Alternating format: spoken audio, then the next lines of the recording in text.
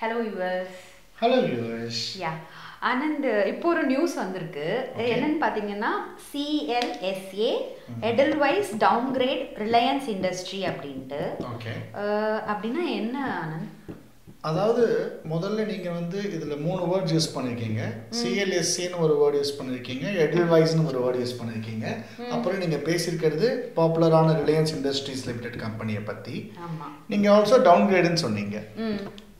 இந்த நியூஸ் வந்து நம்ம எப்படி புரிஞ்சுக்கலாம்னு பாத்தீங்கன்னா, இந்த CLSA இல்ல Edelweiss அப்படிங்கிறவங்க எல்லாம் ஒரு ரேட்டிங் ஏஜென்சி. ஒரு ரேட்டிங் ஏஜென்சினா என்ன அப்படின்னு சொல்லணும்னா, ஒரு ஷேர் இல்ல ஒரு கம்பெனியை பத்தி ஃபண்டமெண்டலா அனலைஸ் பண்ணுவாங்க. உங்களுக்கு புரியுற மாதிரி சொல்லணும்னா, இப்ப உதாரணத்துக்கு ஒரு பொருள் எடுத்துக்கங்களேன், ஒரு டிவியோ இல்ல ஒரு மைக்ரோவேவோ எடுத்துக்கங்க. இப்ப நீங்க பாத்தீங்கன்னா ஒரு டிவியோ இல்ல மைக்ரோவேவுக்கோ என்ன விலை அப்படின்னு நம்ம மார்க்கெட்ல போய் பார்த்தோம்னு சொன்னா நீங்க என்ன பண்ணுவீங்கன்னா, ஒரு 4 கடைக்கு போவீங்க. எல்ஜி என்ன விலை, சாம்சங் என்ன விலை, அந்த மாதிரி கம்பேர் பண்ணி பார்த்துட்டு ஓகே ஒரு 50 இன்ச்சஸ் கலர் டிவி வாங்கணும் அப்படின்னா இந்த பிரைஸ் நான் கொடுக்கலாம் அப்படிங்கிற மாதிரி டிசைட் பண்ணுவீங்க. கரெக்டா? அதே மாதிரி ஒரு டிவி மைக்ரோவேவ் பண்ற மாதிரி ஒரு கம்பெனி லெவல்ல ஒரு தனிப்பட்ட நபரால பண்ண முடியாது. அந்த ஒரு கம்பெனி லெவல்ல பண்றதுக்காக ரேட்டிங் ஏஜென்சிஸ் இருக்காங்க. அவங்க புரோக்கரேஜ் ஏஜென்சிஸ் சொல்லுவாங்க. அவங்க என்ன பண்ணுவாங்கன்னா, இந்த மாதிரி ரிலையன்ஸ் போன்ற நிறுவனத்தோட பேலன்ஸ் ஷீட், அதாவது ஒரு ஃபினான்ஷியல்ஸ், அவங்களோட ப்ராஃபிட் அண்ட் லாஸ், அப்புறம் வேல்யூவேஷன் சொல்லுவாங்க, மதிப்பு என்னவா இருக்கலாம் அப்படிங்கறத ஒரு டீடைல்டு ரிசர்ச் டீமை வச்சு அனலைஸ் பண்ணுவாங்க. இந்த நியூஸ்ல அவங்க என்ன சொல்லியிருக்காங்கன்னா, இப்ப ரிலையன்ஸ் வந்து பாத்தீங்கன்னா கிட்டத்தட்ட ஒரு 2200 ரூபாய் கிட்ட இருக்கு அப்ராக்சிமேட்டா. 2186. அவங்க என்ன சொல்றாங்கன்னா, இந்த ரிலையன்ஸ் இண்டஸ்ட்ரியோட 2186 ரூபாய் அப்படிங்கிற இந்த பங்கோட விலை வந்து அதிகம் அப்படின்னு அவங்க ஃபீல் பண்றாங்க. அப்படின்னு சொல்லிட்டு நீங்க அந்த நியூஸ்லயே படிச்சு பாத்தீங்கன்னா அவங்க என்ன விலை கொடுக்கலாம்னு சொல்லியிருப்பாங்க. உதாரணத்துக்கு அதுல நீங்க கீழே போய் பாத்தீங்கன்னா சொல்லியிருப்பாங்க, அவங்க 2 சொல்லுவாங்க. ஒண்ணு வந்து இதுல நிறைய ஃபினான்ஷியல் ஜார்கன்ஸ் இருக்கு, பர்ஃபார்ம், அவுட் பர்ஃபார்ம், பை அந்த மாதிரிலாம் இருக்கும். இந்த நியூஸ்ல பாத்தீங்கன்னா அவங்க என்ன பண்ணிருப்பாங்கன்னா, ஒண்ணு அந்த ஸ்டேட்டஸை மாத்திருக்கிறதுக்கு சான்ஸ் இருக்கு. உதாரணத்துக்கு என்ன பண்ணிருப்பாங்கன்னா, அவுட் பர்ஃபார்ம்ல இருந்து நாங்க பை அப்படிங்கிற ஒரு ஸ்டேட்டஸ்க்கு மாத்துறோம் அப்படின்னு சொல்லியிருக்கிறதுக்கான சான்ஸ் இருக்கு. அதே மாதிரி பாத்தீங்கன்னா இப்ப 2186 ரூபாய்க்கு போயிட்டு இருக்கிற ரிலையன்ஸ் வந்து விலை அதிகமா இருக்கு, இது வந்து விலை குறையறதுக்கான சான்ஸ் இருக்கு அப்படிங்கறத அவங்க சொல்லியிருக்க சான்ஸ் இருக்கு. அவங்க என்ன சொல்லிருக்காங்கன்னா, crossing the right issue price of rupees 1257ல இருந்து இன்க்ரீஸ் ஆயிருக்குன்னு சொல்லியிருக்காங்களா? கரெக்ட்டுங்க. அதாவது என்ன சொல்றாங்கன்னா, அவங்க ரிலையன்ஸ் வந்து ஒரு குறுகிய நாட்களுக்குள்ள ரொம்ப அதிகமா விலை ஏறிடுச்சு. நம்ம ஏற்கனவே சொல்லிருக்கோம், இந்த பங்கு சந்தைங்கிறது ஒரு ஏலம் மாதிரி அப்படின்னு சொல்லிட்டு, இந்த ஏலத்துல நிறைய பேரோட விலையை ஏத்தி விட்டுட்டாங்க.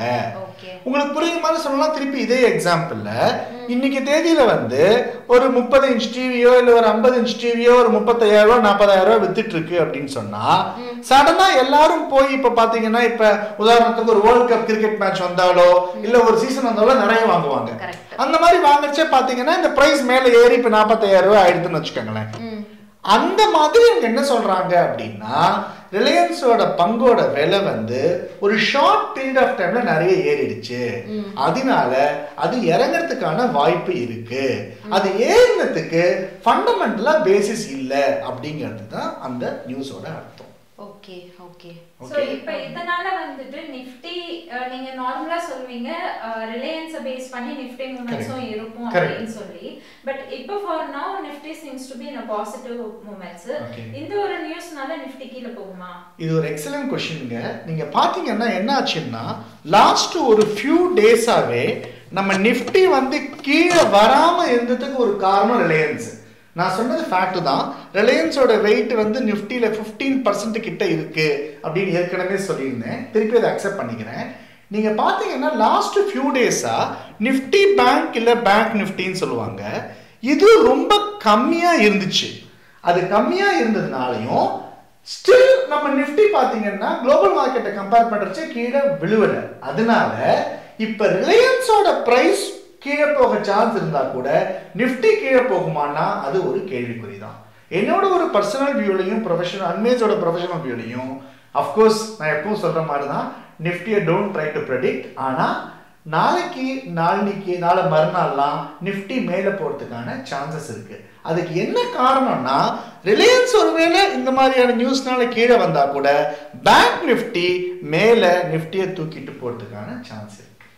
Okay okay. இப்போ ரிலையன்ஸ் வந்து இவங்க ரேட் பண்ணதுனால டவுன் கிரேடுன்னு சொல்லி நம்ம சொல்லியிருக்கோம்ல, ஸோ இதோட பிரைஸ் வந்து இறங்குமா? ஆமாங்க, அதுதான் உங்களுக்கு புரியுற மாதிரி சொன்னேன். இது நீங்க ரிலையன்ஸ்ல எடுத்துக்க, நான் ஒரு பொருள் எடுத்துக்கங்க, டிவி இல்ல மைக்ரோவேவ் எடுத்துக்கங்க. இன்னைக்கு தேதியில 2186 ரூபாய்க்கு வித்துட்டு இருக்கு. யாரோ சொல்றாங்க இல்ல இன்னைக்கு தேதியில வித்துட்டு இருக்கிற விலை வந்து குறையறதுக்கான சான்ஸ் இருக்கு அப்படின்னு. அப்ப நீங்க வாங்குவீங்களா இல்ல வெயிட் பண்ணி வாங்கிக்கலாம்னு வெயிட் பண்ணுவீங்களா? கண்டிப்பா வெயிட் பண்ணுவோம். அதேதான் சான்ஸ் இருக்கு. ஆஃப் கோர்ஸ் இன்னைக்கு தேதியில 2 பேர் தான் சொல்லிருக்காங்க, CLSA எடில்வைஸ். இது மாதிரி நிறைய பேர் சொல்ல என்ன ஆகும்னா பொறுமையா வெயிட் பண்ணிக்கலாமேன்னு சொல்லிட்டு அவங்க வெயிட் பண்ணுவாங்க. அதே மாதிரி ஏற்கனவே வாங்கினவங்க என்ன பண்ணுவாங்க, கண்டிப்பா வந்து ஸ்டாப் லாஸ்ல வெளியில வருது ஒண்ணு. இன்னொன்னு பாத்தீங்கன்னா வாங்கினவங்க லாபம் இருந்தா என்ன பண்ணுவாங்க, கண்டிப்பா வந்து வித்துருவாங்க. அதனால சப்ளை நிறைய போயிட்டு டிமாண்ட் கம்மியாகி பிரைஸ் கம்மியாகிறதுக்கான சான்சஸ் இருக்கு. இன்ஃபேக்ட் நம்ம வியூவர்ஸ்க்கு நம்ம சொல்றது என்னன்னா, ஆகஸ்ட் மாசத்துல ரிலையன்ஸோட விலை இறங்கிறதுக்கான சான்சஸ் நிறைய இருக்கு அப்படிங்கிறது தான் நம்மளோட வியூஸும் கூட. Thank you for seeing. Wish you wonderful day. Thank you.